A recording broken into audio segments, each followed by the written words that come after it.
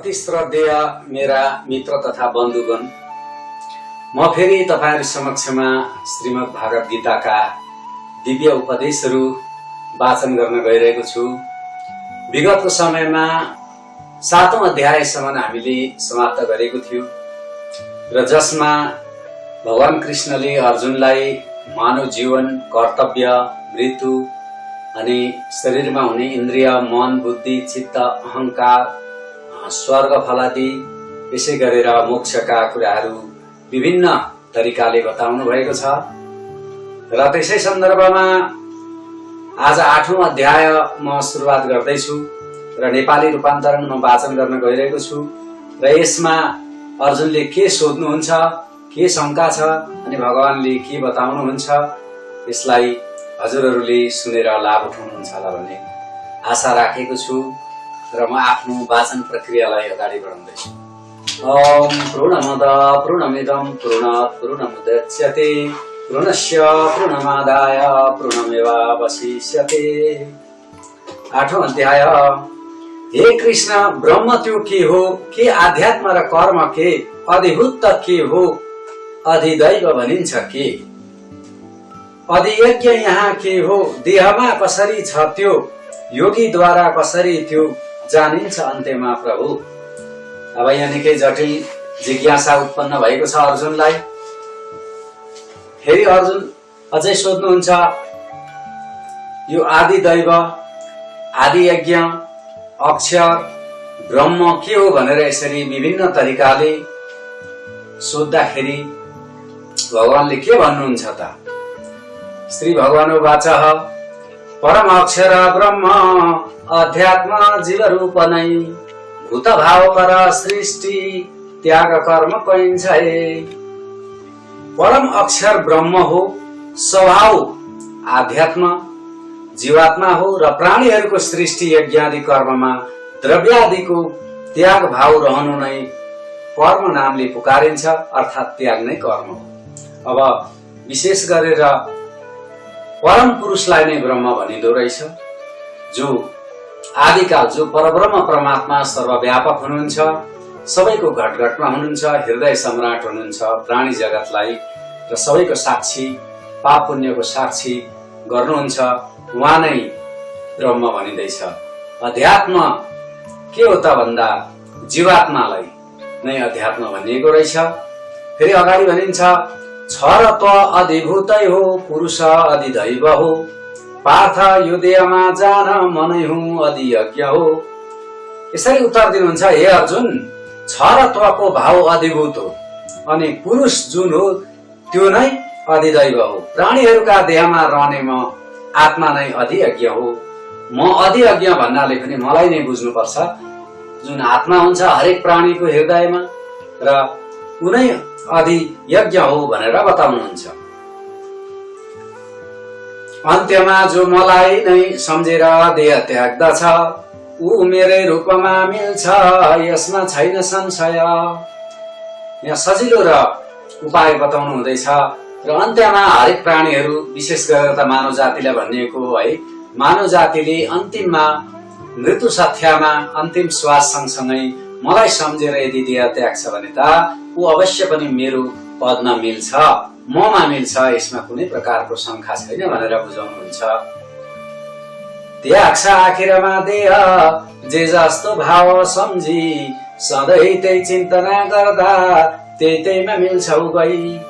यो अति मुख्य कुराहरू छ, हामीले जान्नु मनन गर्नुपर्ने। किनभने त्यो एउटा कथा हामीले पुराणतिर सुन्थ्यौं, मर्ने बेलामा आफ्नो कान्छा छोरा नारायण नारायण भनेर बोलाउँदा पनि नारायणको नाम उच्चारण गर्यो भनेर उसले स्वर्गको फल पाएको थियो अरे, स्वर्गदूतहरू आएर उसलाई लगेका थिए अरे।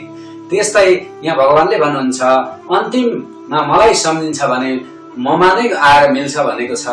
र अनि कति यस्तो पनि छ जिन्दगीमा, जस्तो राम्रो नराम्रो कर्म गरे पनि केही छैन, अन्तिम श्वासमा, अन्तिम मृत्यु सत्यामा सम्झिउँला ईश्वरलाई भनेर त्यसरी भनिन्छ। तर वास्तवमा त्यो के हो त भन्दा यो सम्भव हुँदैन। किनभने हामी प्रकृतिको वशमा छौं, मोहमा छौं, मायामा हुल्लेका छौं अनि हामीले आफ्नो जीवनकालभरि जुन प्रकारको ध्यान गर्छौं, न्यास गर्छौं, चिन्तन गर्छौं त्यही नै हामीलाई स्मरण हुन्छ अनि हामीलाई भौतिक र संसारिक विषयवस्तुहरूले अवश्य पनि तानिरहेको हुन्छ।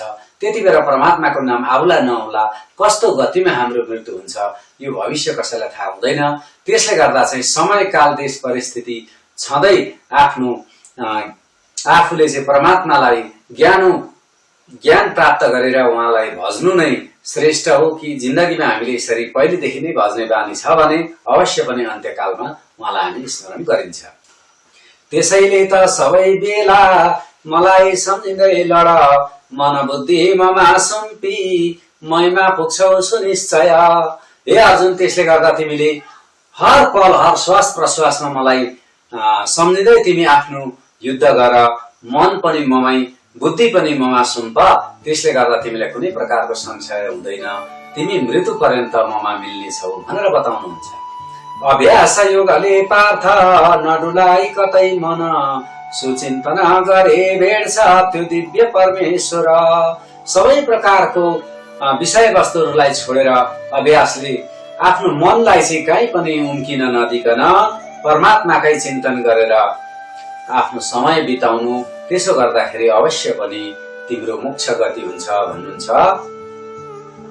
अनादि सर्वज्ञ महानियन्ता सूक्ष्म तिमा सूक्ष्म समग्र धाता, जो सूर्य जै वर्ण अचिन्त्य रूप, सम्झे निराकार परिस्वरूप। अब परमात्मालाई जसरी हामी कसरी मनन गर्ने, कसरी ध्यान गर्ने त भन्दाखेरि एउटा दिव्य स्वरूपको कल्पना गर्नु अरे आफ्नो ज्ञान दृष्टिले जुन हामीले थर्ड आई सद्गुरुको माध्यमबाट हामीलाई खोलिएको छ, तेस्रो चक्षु खोलिएको छ, त्यस उसले गर्दाखेरि मलाई त्यो दिव्य दृष्टि दिव्य स्वरूपको कल्पना गर, अनुभव गर आफ्नो ज्ञान चक्षुद्वारा। त्यसले गर्दाखेरि त्यो जो सर्वव्यापक छ, अविनाशी छ, उसैलाई भज भनेर भन्नुहुन्छ। मर्ने घडीमा स्थिर चित्तले त्यो सदभक्त योगै बलबाट राम्रो, दुई आँखी बाउमाझ लगेर प्राण राखी सुदिव्य प्रभु साथ मिल्छ। यसमा अलिकति अभ्यासको क्रम पनि बताउनुहुन्छ। हामीले सक्यौं भने अभ्यास गरेर यी दुई आँखाका बीचको भ्रिकुटी, त्यसमा चाहिँ हामीले आफ्नो प्राणलाई लगेर चाहिँ परमात्माको चिन्तन गर्नु अरे आफ्नो चित्त। वेदज्ञ हो जसलाई भन्छन्, जहाँ विरागी यति वर्ग पस्छन्, जे चाहने हुन्छन् ब्रह्मचारी, संक्षेपले त्यो पद भन्छु साथी। अब कतिका आफ्नो कर्मभूमिमा समर्पित भावले आफ्नो कर्मयोगी बन्छन् भने कति ऋषि मुनिहरू, कति योगीहरू, साधु सन्तहरूले पनि ओमकार स्वरूपको ध्यान गरेर ईश्वरलाई प्राप्त गर्ने कोसिस गरिरहेका हुन्छन्। यसमा कति ब्रह्मचारी रहेर पनि ईश्वरको धाममा पुग्ने प्रयास गरिरहेका हुन्छन्। उहाँहरूको विषय वस्तुलाई पनि के हुन्छ कस्तो हुन्छ म बताउँछु हे अर्जुन, हे सखा तिमी सुन भनेर बताउनुहुन्छ। वेद यज्ञहरू जसलाई अक्षर अर्थात ओम भन्दछन्, अनि जहाँ राग रहित यति वर्ग पुग्छन् र जुन पदको चाहना गरी मानिसहरू ब्रह्मचर्य व्रतको पालन गर्छन्, त्यो पद तिमीलाई संक्षेपमा बताउँछु भनेर भगवानले अर्जुनलाई भन्नुहुन्छ। सबै ढोकाहरू रोकी राखी हृदयमा मन, प्राण मस्तकमा राखे योगमा भई सुस्थित। अब यहाँ चाहिँ के भनेको छ भन्दा अलिकति अभ्यासको क्रम चाहिँ कसरी भन्दा हाम्रा धेरै द्वारहरू छन्, यिनीहरूलाई चाहिँ बन्द गरेर प्राणलाई खैचिएर अनि आफ्नो मनलाई एकाग्रमा ल्याएर हामीले यसरी ध्यान गर्नु अरे। ओम यो एकाक्षरी ब्रह्म मलाई सम्झिँदै जपी, जो जान्छ देह त्यागेर पाउला त्यो परम गति। अब ओम यो एकाक्षरी मन्त्र जपी जपी मलाई सम्झिँदै जो देह त्यागेर जान्छ त्यो परम गतिमा अवश्य पनि प्राप्त हुन्छ हे अर्जुन भनेर भन्नुहुन्छ। अनन्य भावले भन्छ मलाई जो निरन्तर, त्यो सदा युक्त योगीमा म छु सुलभ अर्जुन। जसले अनन्य भाव भनेको चाहिँ के हो त भन्दाखेरि अरू कसैलाई पनि नसम्झिकन चाहिँ एक चित्त भएर चाहिँ मलाई मात्रै ध्यान गर्छ, म परब्रह्म परमात्मा स्वरूपलाई ध्यान गर्छ भने अवश्य पनि उसको लागि म सुलभ छु, उसको लागि म कृपावान छु र उसलाई कुनै प्रकारको दुःख आपत हुँदैन भनेर भन्नुहुन्छ। ममा पुग्दा पुनर्जन्म अधिक छनेक दुःखदायक, पाउँदैनन् महात्मा ती परम सिद्ध साधक। ममा पुगेपछि चाहिँ पुनर्जन्म फेरि आउनु पर्दैन। यदि ममा पुग्न सकेनन् र राम्रो कर्मता गरे तर कतिवटा विधि केही मिलेन भने चाहिँ धेरै स्वर्गलोक, ब्रह्मलोक, अरू लोकमा पुगेर चाहिँ आफ्नो पुण्य छिन्ने भइसकेपछि, धर्म सकिएपछि चाहिँ फेरि कमाइको निम्ति चाहिँ धरातलमा फेरि जन्म लिनुपर्छ आफ्नो पुण्य अनुसार, प्रारब्ध अनुसार। तर जो ममा पुग्छ है मृत्यु पर्यन्त, त्यहाँबाट चाहिँ फेरि पुनर्जन्म हुँदैन, सदा सदाको लागि अनन्त शान्ति परमेश्वरले पाउँछ भनिन्छ। वैकुण्ठसम्मका लोक हुन जन्म मृत्युदायक, पार्थ ममा पुगे मात्र त्यो पुनर्जन्म छुट्दछ। अब हाम्रो धरातलदेखि उँधो 7 तल है, अतल, वितल, तलातल, रसातल, महातल, पताल, त्यस्तै गरेर स्वर्गलोक, ब्रह्मलोक, विष्णु लोक, शुभलोक, यसरी धेरै 7 उँभो र 7 उँधो छन् अरे। तर सबै लोकबाट पुगेपछि पनि हामी आफ्नो पुण्य सकेर फर्किनुपर्छ। यदि त्यो ब्रह्म, त्यो अक्षर ब्रह्म जानेर चाहिँ जसको अव्यक्त ब्रह्म भनिन्छ, त्यहाँ पुगेपछि चाहिँ पुनर्जन्म हुँदैन भनेर बताइएको छ। जो एक दिन ब्रह्माको 1000 युगको अनि जप्लान रात पनि त्यस्तै जान्ने हुन् चक्रती। अब यहाँ के छ त भन्दाखेरि ब्रह्मको 1000 युग।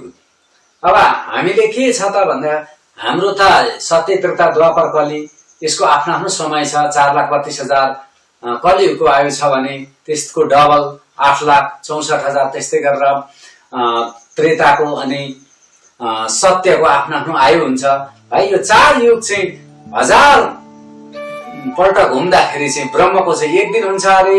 अनि त्यस 1 दिनलाई चाहिँ त्यो कालचक्र जो भनिन्छ। अब त्यस्तो ब्रह्मका पनि धेरै अनेक युगले मात्रै परब्रह्म परमात्माको चाहिँ 1 दिन हुन्छ भनिएको छ। अव्यक्तबाट बिहान सारा प्राणी उदाउँछन्, त्यही अव्यक्तमा फेरि साँझमा ती बिलाउँछन्। अब यो त हामीले कल्पनातीत हो है, सम्झेर नसक्ने समय हो। हामीलाई एउटा युग बित्नमा हामीले यसलाई धेरै बुझ्न गाह्रो पर्ने हुन्छ।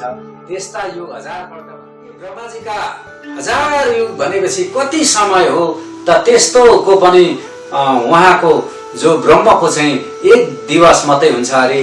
अनि उहाँको दिवस भनौँ दिनमा चाहिँ प्राणीहरू सृष्टि हुन्छन् अनि त्यहाँदेखि रातमा चाहिँ विलय हुन्छन्। त्यसरी यो समय प्रक्रिया चल्छ। अनि चराचर जगतमा चाहिँ सम्पूर्ण कुराहरू, यो अनन्त कोटि ब्रह्माण्ड, जीवात्मा, यी हरेक कुराहरू चाहिँ समयको बसमा छन्।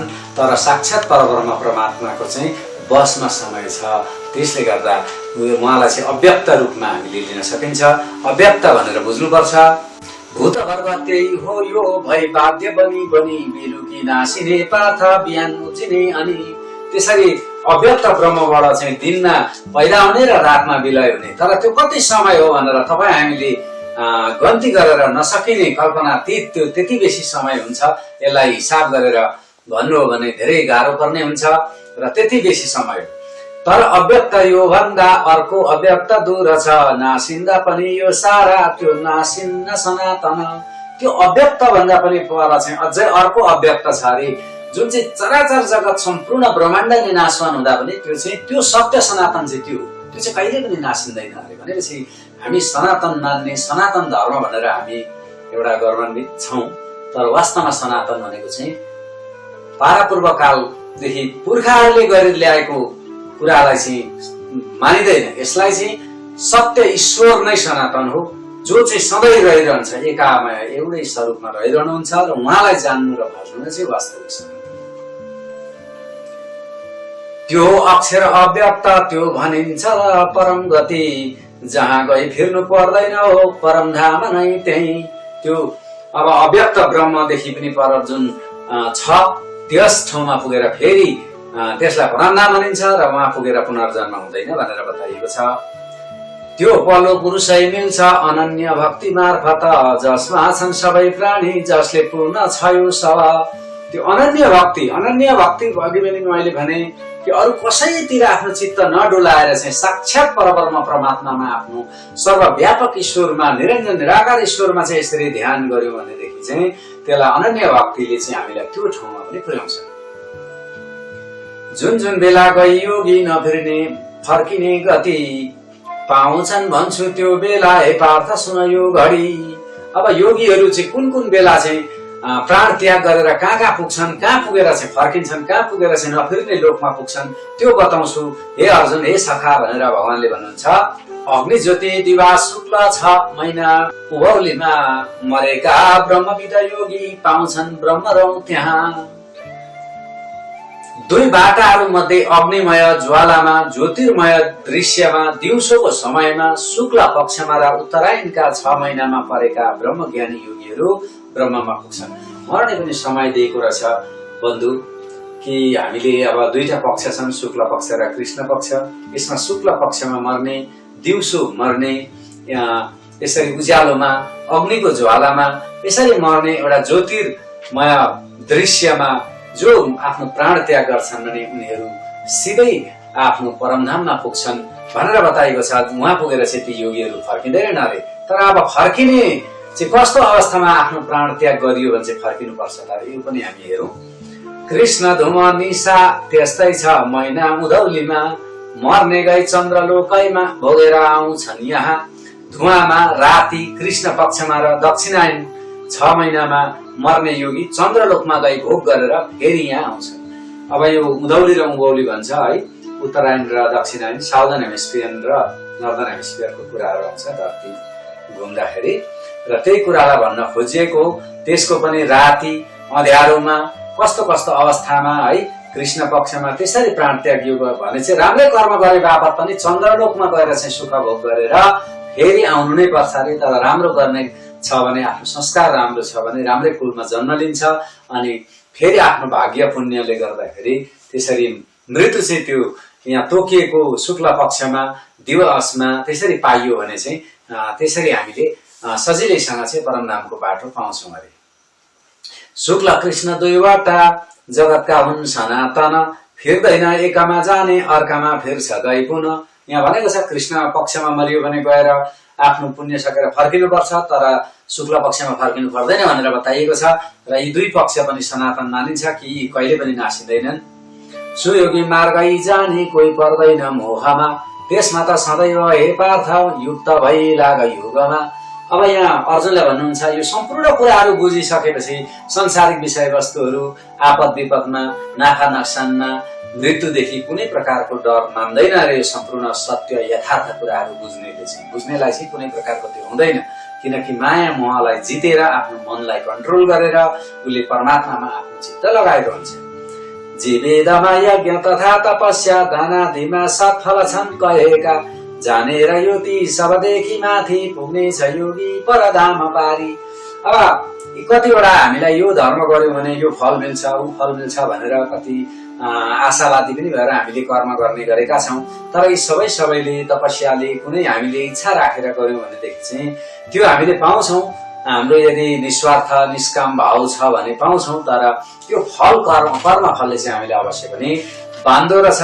अनि त्यसरी बाँधेर चाहिँ हामी फेरि पुनर्जन्म हुन्छौँ त्यो भोगको लागि। तर हामीले कुनै कर्मको फल र आशा राखेनौँ भने चाहिँ हामीलाई त्यो कर्म फलको इच्छा हुँदैन। तर हामीले चाहिँ राम्रो एउटा भक्ति मार्ग अप्नाएर चाहिँ साक्षात ईश्वरको त्यसरी ध्यान स्मरण गर्यौँ भने चाहिँ हामी त्यो लोकमा पुग्न सक्ने रहेछौँ, जहाँबाट हामीले यो जन्मान्तरमा यसरी तडपिएको आत्माले पनि परम शान्ति परम आनन्दमा चाहिँ भोग गर्न पाउने रहेछ। र यति भन्दै आजको 8औं अध्यायलाई पनि म विराम दिन चाहन्छु। तपाईहरूले यसलाई श्रवण गरिदिएर है इच्छा लाग्यो भने, मन पर्यो भने शेयर गरिदिनु होला। र यति भन्दै आफ्नो वाचन प्रक्रियालाई यही विराम दिन चाहन्छु। धन्यवाद।